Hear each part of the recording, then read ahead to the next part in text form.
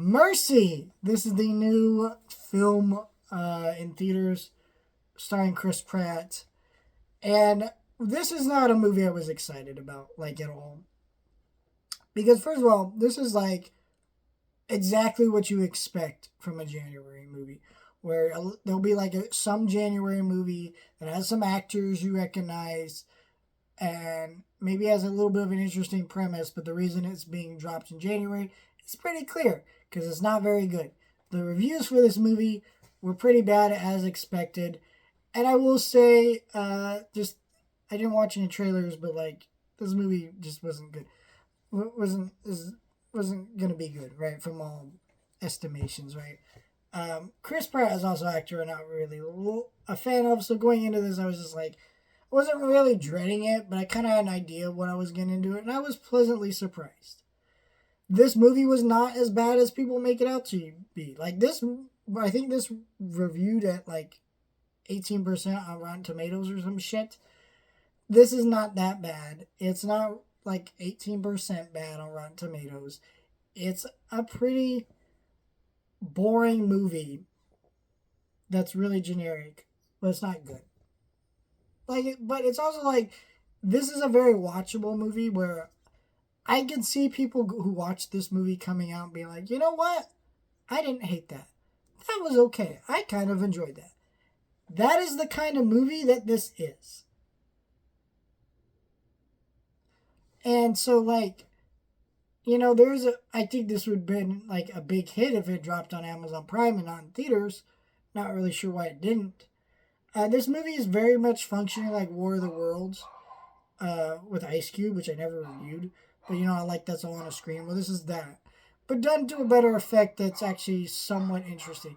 I think what hurts this movie is the fact that they cast fucking Chris Pratt in this shit. Because Chris Pratt, I'm not going to hate on him like some people do. I'm not a fan of his, but, like, if you give him the right thing, like Star-Lord or something, he can be what he needs to be for that role. This is an awful performance for him.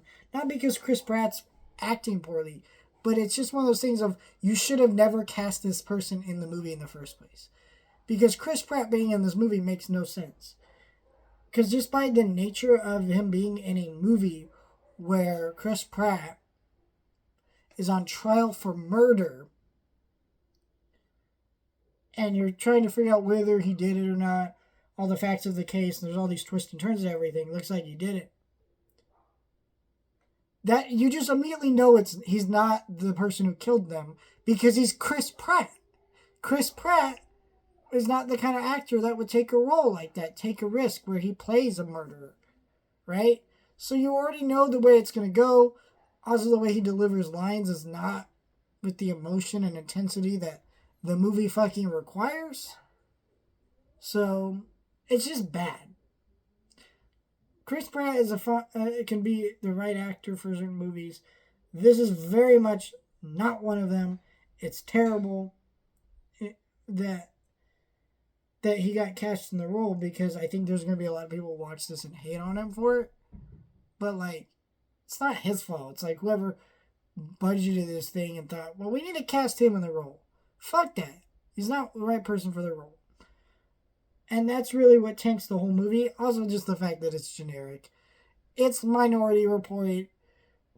It's blank movie hero mixed together to kind of make for a very, like, boring, generic, bland movie that people will get enjoyment out of. But that doesn't mean that, like, we shouldn't expect better.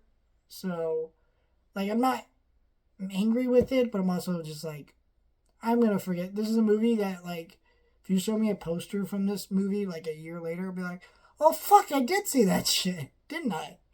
Forgot about that. But yet somehow people are over-dramatizing it like it's, like, one of the worst movies ever made. No, it's not.